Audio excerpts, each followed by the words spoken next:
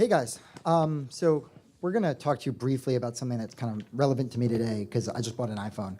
But how many of you guys have bought an Apple product recently and insanely refreshed FedEx as you guys watched your box make its way from China to your house with ridiculous delays for things like rain or customs or unknown delay?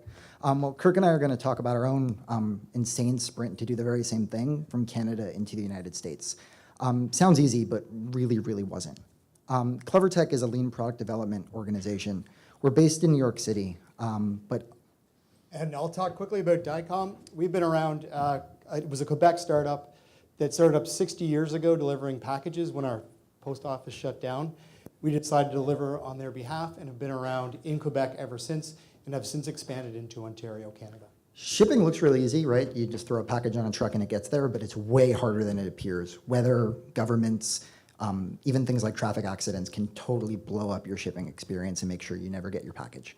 So to Michael's point, it's not just to, from, there's a lot of regulatory compliance issues we've got to overcome, plus customer exceptions. So customers always have their own nuance or customizations we need to accommodate in our shipping systems.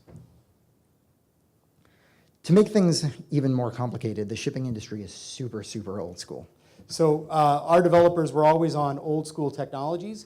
So when it came to deploying something new, there was a real cultural issue taking it from the old type technology set into something new and exciting. To couple with that, we were purchased by a private equity in 2014 who expected fairly significant growth, as well as expansion into the US. So over 18 months, we'd purchased 8 companies in the US and expected to start delivering packages both ways across the border. So our challenges really boiled down to cultural issues where we had an old school technology team, technology issues that were really old, and then kind of that legal issue dealing with the cross-border nuances and ensuring that we met all the compliances. So Kirk had a terrifying job in front of him, and we really needed a SWAT team to kind of go in and attack this. We took selected members from Dicom and Clevertech who weren't afraid of change.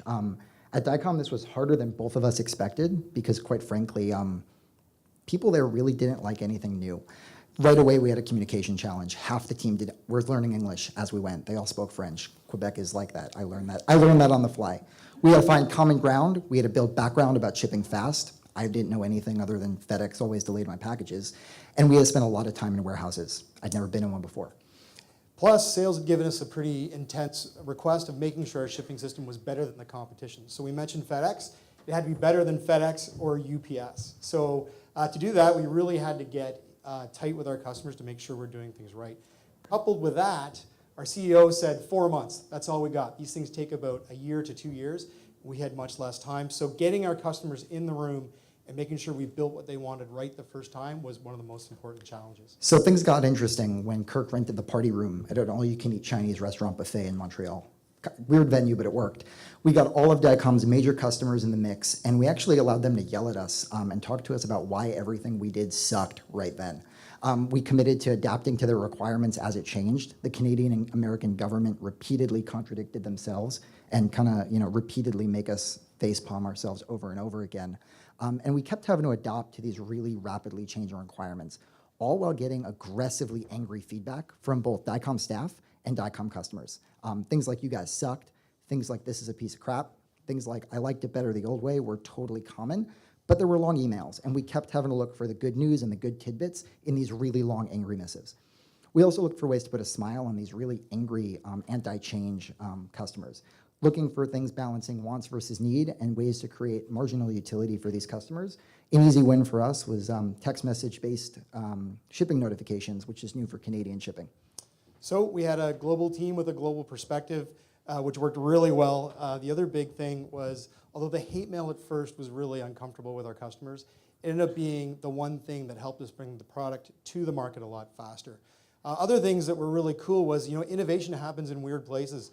The guy on the warehouse floor who's doing the shipping wearing the jeans and the t-shirt actually had the best idea and was one of the best people to bring to our all-you-can-eat Chinese buffet because we learned a lot from what he had to say. So the success is, we are shipping cross-border today. We did it 4 months. It was amazing.